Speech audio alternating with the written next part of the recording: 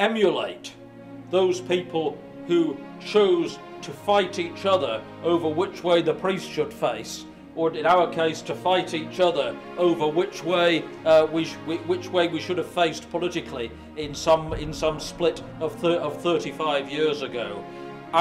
It's about which way we face today in speaking to our people and which way we want our nation to face. We face the future boldly, that's which way we face. We don't face each other in some mindless repetition of earlier splits. We look to the future, we look to a future boldly in defence of the true interests of our people, not the interests of some tiny faction or some tiny splinter of a splinter. Our next speaker is, I would say, an excellent member of nationalism.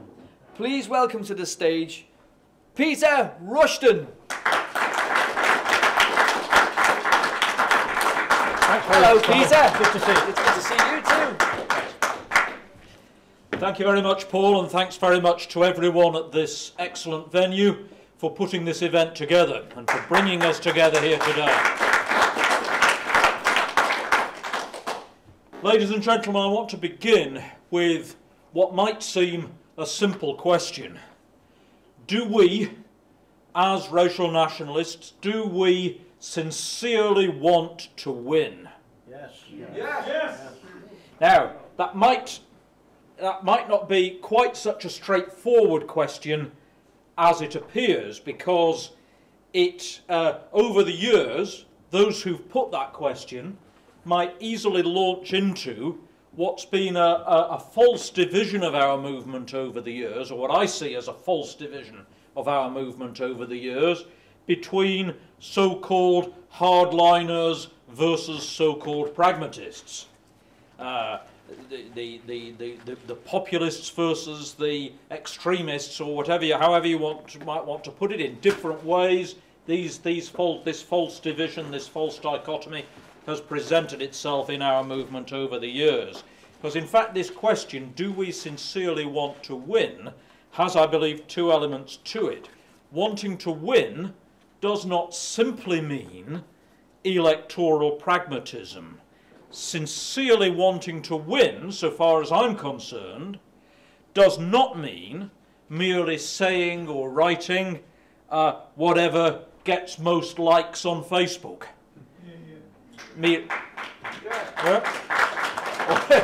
Or even, perhaps I'm being too ambitious in wanting likes on Facebook.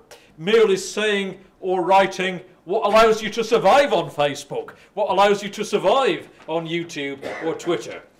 Nowadays, with all of these new social media being cracked down on and closed down all around us. Sincerely wanting to win doesn't necessarily mean even saying whatever's necessary to win most votes, because by winning, I don't mean winning support electorally or otherwise at any price. Just as unity in our movement doesn't mean unity at any price. Because, ladies and gentlemen, ask yourselves why the now rather misnamed United Kingdom Independence Party, UKIP, why did UKIP fade away so quickly from what seemed to be a very substantial electoral base? Why did UKIP collapse so quickly? Why did the momentum apparently fade so quickly behind the 2016 Brexit referendum? I'm not saying that momentum has gone completely. As we mentioned earlier on, the seeds of hope from that success, from the success of UKIP, from the success of the referendum, from the success some years earlier of the BNP, which, it's no coincidence, occurred in many cases in the same parts of the country. The 2016 referendum, you could plot a graph on it on the wall behind me of the strong votes in that 2016 referendum, and see time and time and time again those were places where that had been a focus of resistance, a focus of resistance to the one world order, a focus of resistance to the fake order of the fake nation states based on the multiculturalism and multiracialism, the fake patriotism of the Tory party. The focus of resistance to that had been in the same places where time and time again people voted for Brexit in 2016. But nevertheless, although those seeds of hope are still there and need nurturing, for the time being, as we'll see on May the 3rd, that potential will not be, in most places in the country, reflected even in candidates standing, let alone candidates getting elected in most of the country. So ask ourselves, why has that momentum faded? Why did UKIP collapse so quickly? And I would answer it this way: because the superficial level of electoral support, that level of support that showed the potential that was there, was never deepened into a more profound ideological commitment. That in most of the country, that potential was never realised. The necessary investment of time and determination was never put in by movements like UKIP, or even, dare I say, by the leadership of the BNP in the early 21st century. The party was simply not interested, or significant people in the party at that time were simply not interested in putting the effort in to deepen, to turn a voter into a member, turn a member into an activist, turn an activist into somebody with a deep ideological commitment to our cause. That's what's...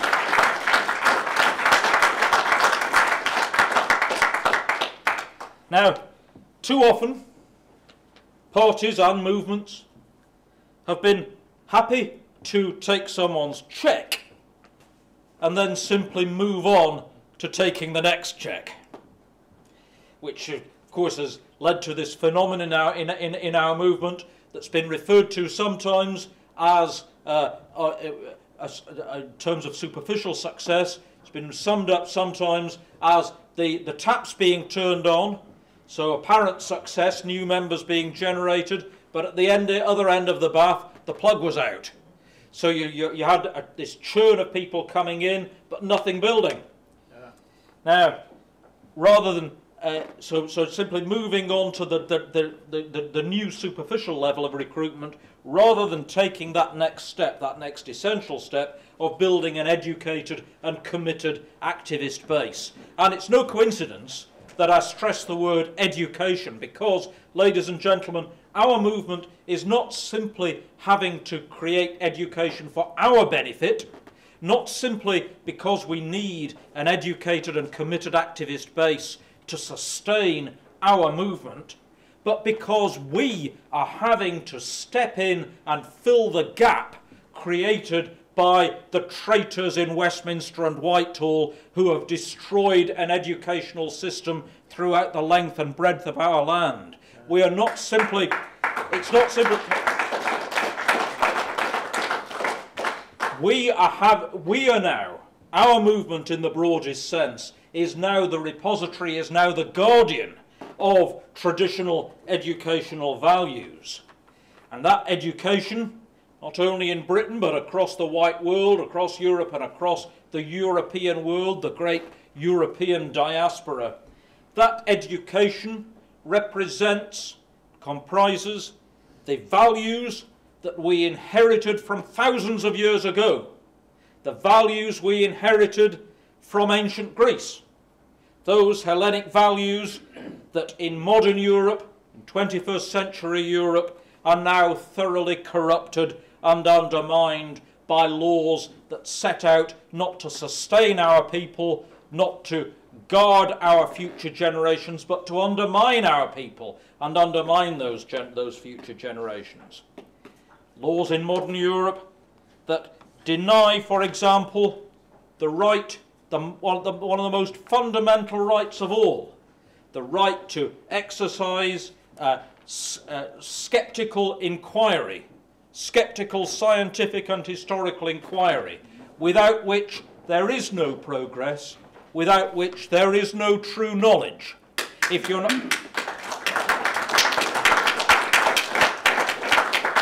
Because that is our precious inheritance from ancient Greece, our precious heritage, that we are allowed to question, that without that right to question, there is no knowledge worth having. There is no real knowledge if you're not allowed to question it. It's not handed down on tablets of stone. It's there to be questioned. It's there to be refined. So, sincerely wanting to win doesn't mean selling out, because any victories won by means of selling out on those ancient values, any victories won on that basis, ladies and gentlemen, would not be worth winning. The only problem, though, with talking about no sellout, no surrender, all the rest of it, is that some in our movement, some nationalists might take that as a signal from this platform, or as a signal from some of us, that they therefore have the excuse of self-indulgence. And let's be quite clear, ideological commitment does not mean self-indulgence. It means the opposite of self-indulgence. It means a serious commitment to wanting to win, not for ourselves, but for our entire community. So not selling out does not mean a license, for example, for what's sometimes called, for want of a better phrase, in our movement, Hollywood Nazism. Dressing up for the cameras, whether in a literal sense or simply dressing up your ideas in a way that appeals to a tiny subculture. Because we do not speak merely for a tiny subculture. We should be seeking to speak, as our opening speaker here today said, for people who might misguidedly, at some time in their lives, have embraced the values of our opponents, but who deep down, because they care just as much as we care, however misguided they may have been in the short term, the vast majority of them care just as much as we care about our heritage, about their children, about their grandchildren, about the area, the safeguarding, both the physical and cultural environment that they're growing up in. They care about that as well, and we would be committing the most horrendous crime against our people, and the most horrendous actual betrayal of our values, if, in the name of those values, we allowed ourselves simply to parade around as the representatives of a subculture. We represent the true culture of these islands, the true culture of this continent, the true culture of our race, not some marginalised subculture, and let's never forget that.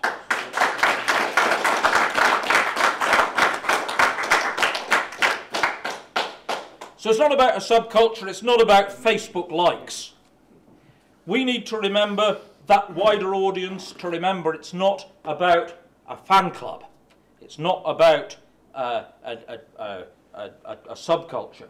It's not about, in political or factional terms as well, it's not about the self-indulgence of deciding that we'll only speak to people who were on the right side in the split of 1979, or the split of 1982, or the split of 1986, or the split of 2002, or however many splits there might have been. At least, you know, the Christians might think they've got problems, but at least they've only had one or two splits compared to us, you know. It's not...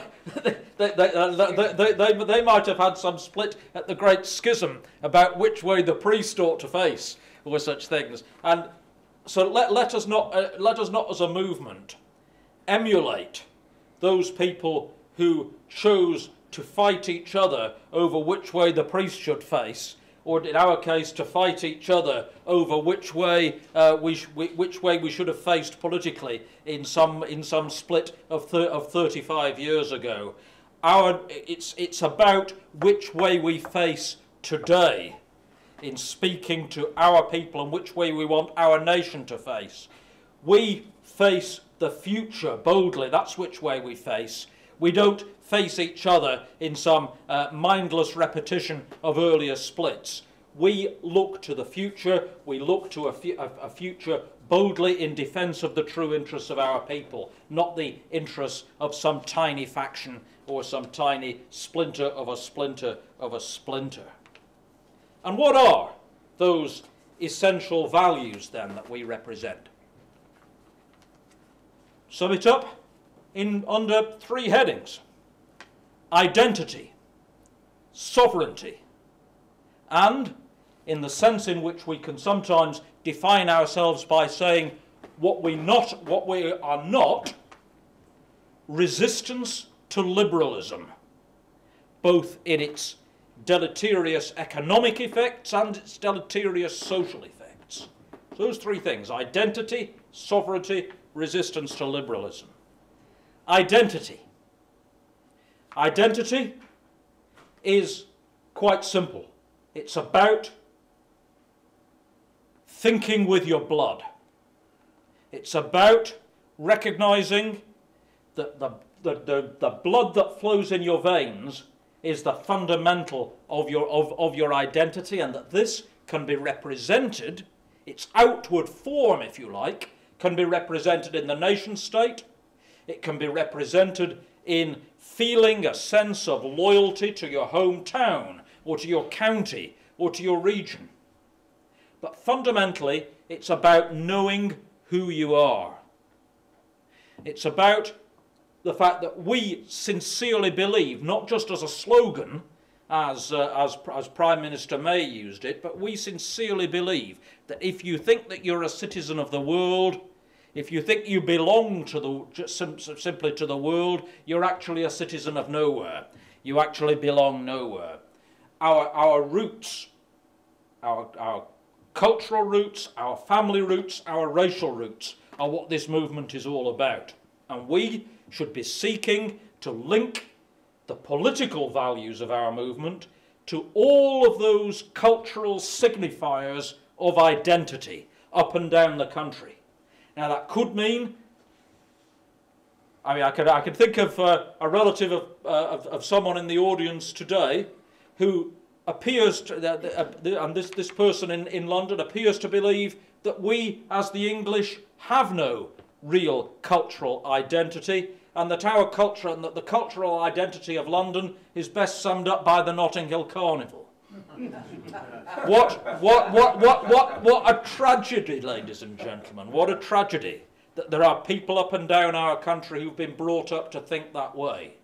And we as nationalists should be seeking every opportunity to redirect people to the well springs of our culture up and down this country in any number of different traditions. It doesn't matter if it's Morris dancing. It doesn't matter if it's the Whit Friday marches in parts of Lancashire. It doesn't matter if it's the traditional well-dressing ceremonies in parts of Derbyshire where people celebrate one of the most essential things of life, a clean water supply. All of these traditions that have grown up to based in the most fundamental natural forms of identity, the ties of blood and place and culture. These are absolutely fundamental, and let our movement at every opportunity link itself to those feelings of identity.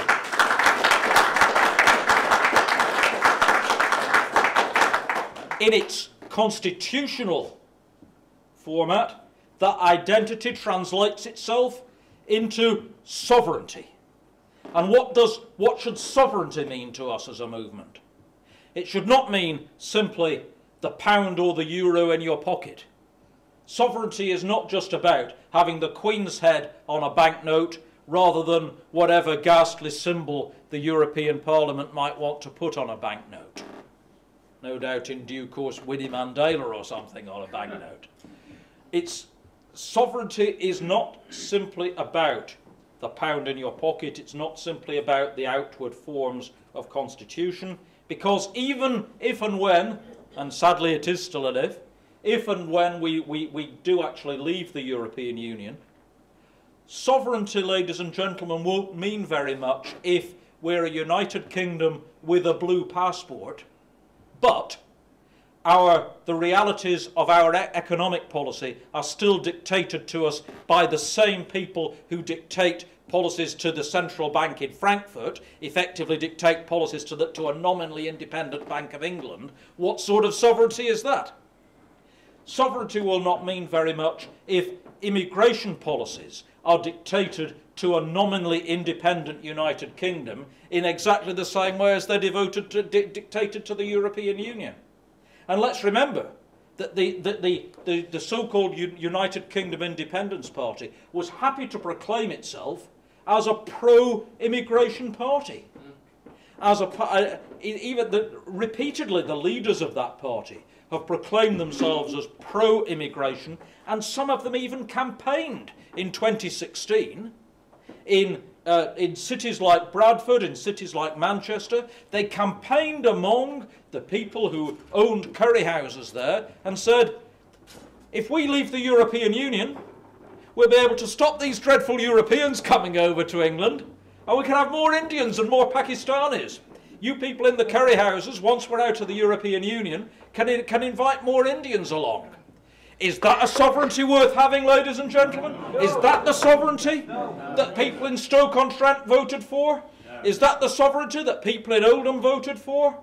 Is that what people in Sunderland voted for? All those places in Bradford voted for? Well, some of the curry owners in Bradford might have voted for it, but the type of people that were the backbone of successive nationalist movements, successive patriotic movements up and down the country, when they voted for Brexit, and some people who are on council estates in Preston that I know of, who, unless they happened to have a nationalist candidate, had never even bothered to vote. But on that day in 2016 flooded to the polling stations because they thought they were being given a chance, finally being given a chance to speak out for the interests of their families and to speak out for the interests of future generations. And what they were speaking on was not a constitutional nicety. What they were speaking on was not some visceral hostility to our fellow Europeans. It was about having the chance finally to speak on the question on which they'd been denied a voice by successive governments and down the decades since the now newly famous again Empire Windrush. They'd never been given, from the days of the Empire Windrush to 2016, they'd never been given a chance to speak on that fundamental question of immigration, and they believed 2016 was a chance finally to speak on that question of immigration, and they spoke resoundingly, and that voice is still echoing down the corridors of Whitehall and Westminster, and there's still, even as we speak, even as we meet here today, doubtless the people in Westminster and Whitehall are trying to find some way of weaseling out of it. But it was not simply about constitutions, it was about sovereignty. And of course, on the most fundamental issue of all in relation to sovereignty, i.e. whether the people of this one, on what issues the people of this country, the young men and now increasingly young women of this country, are instructed that they must go and risk their lives for, sovereignty, ladies and gentlemen, isn't worth very much at all if, even once we've left the European Union, the young men and women of this country are sent to fight, potentially to die and to kill, potentially in some cases not only to risk their own lives, but what in many cases is worse than that, to risk their own honour by fighting in illegal wars in the interests of in alien interests, when the orders passed down from on high to Downing Street that are then translated into orders to the British Armed Forces. If sovereignty means anything at all, it means that our people are only sent into the front line to fight for the interests of this country, for our interests, for their children's interests, not for some alien interests dreamed up in Tel Aviv or Washington.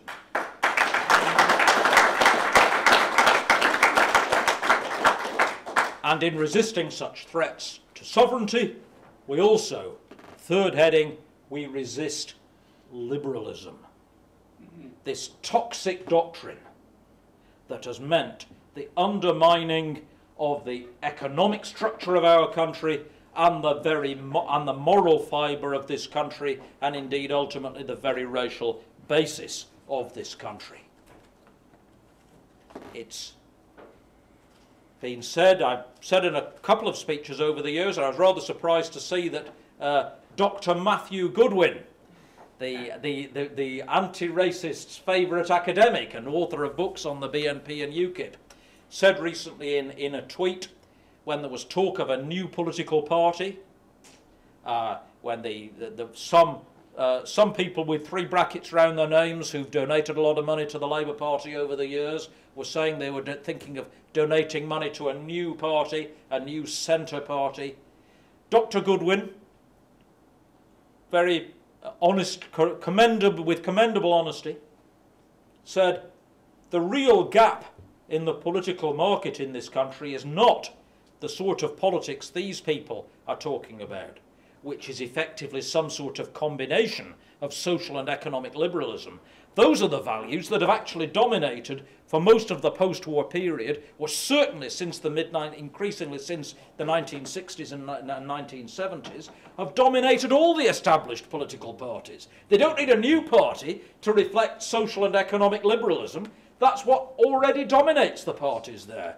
The gap in the political market today, the real gap in the political market, that Dr. Goodwin said if a party could set up that actually contested both of those issues, a party that was both socially and economically illiberal, or resisting social and economic liberalism, that's the party that would clean up. That's the party that would answer a demand that's not yet being met. And what do I mean by that? Social liberalism, this idea that not only that anything goes in terms of personal morality, but that anybody can come and go regardless of their roots, that we become not only a world controlled by rootless cosmopolitans, but a world built in the image of rootless cosmopolitans, that we should all become rootless cosmopolitans. That's what social liberalism means. That our identity should somehow be washed away, that nationality simply means what passport you carry, has nothing to do with who your parents or grandparents or great-grandparents were. Social liberalism, that the colour-blind society. Social liberalism, that we simply shouldn't care if our children and grandchildren are the only white kids in their class at school. That simply we shouldn't care because that's the way the world is. Toxic social liberalism is accompanied and is in some ways the necessary accompaniment to toxic economic liberalism. That there should be no trade borders. That part of the purpose of immigration is that if a company wants to employ people at the cheapest possible rate, they should be able simply to import them from the other side of the world, and who cares about the effect of that in their community? Who cares about the effect on wages? I'll tell you who certainly doesn't care. The trade unions of this country no longer care about what the effect of immigration is on people's wages. What have any of the trade unions of this country done in the last few decades to speak out against the catastrophic impact of mass immigration on wages and working conditions up and down this country? What?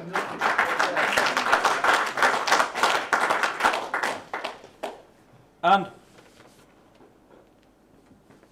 here in this town of Blackpool, we can reflect on the fact that this town grew out of, as I was mentioning to friends earlier today, this town grew because industrial workers in this country were for the first time given paid holidays.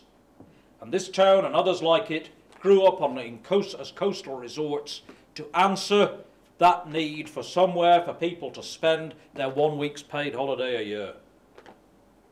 Who were these people that were for the first time being given the luxury of a paid holiday? These men and women represented the very sinews of the British Empire. These were the men and women who worked in the engine room of that British Empire, the greatest empire that the world has ever seen. And yet the social and economic liberals would tell us, and those people even loosely attached to our own movement, who offer a counsel of despair, those people who've given up,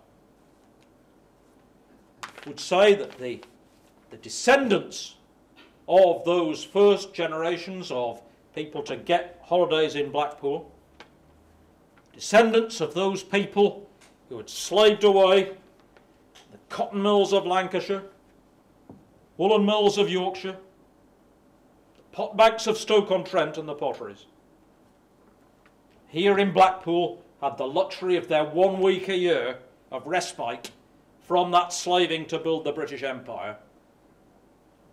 The liberals and the cynics and those who are in despair would tell us that the descendants of those people have become so weak, so degenerate, that they're now incapable of defending their communities, incapable of defending their families, incapable of standing up for their race and nation. Now, we here today, if we say anything at all here today, if any message at all comes out from this meeting here today to those who are watching us online, is that we say, never. The descendants of those people, the descendants of the people who built the mightiest empire the world has ever seen, have not become weak and decadent. They are prepared to stand up and defy their political masters in the 2016 referendum. That potential of defiance is out there. That spirit is out there. And what a united nationalist movement means is offering a voice for those people. A voice for the natural order of things. Because the Multiculti Brigade, much as they might like to portray themselves as the voice of humanity, the Multiculti Brigade do not speak for humanity, do not speak for decency, do not speak for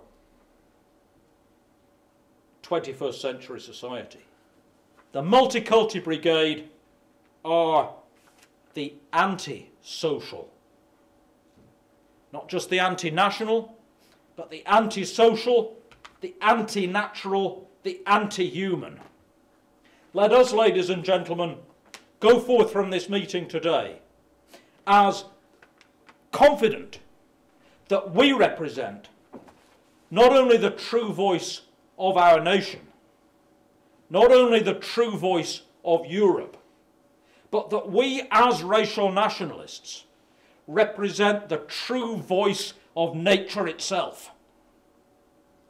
We represent the natural order of society.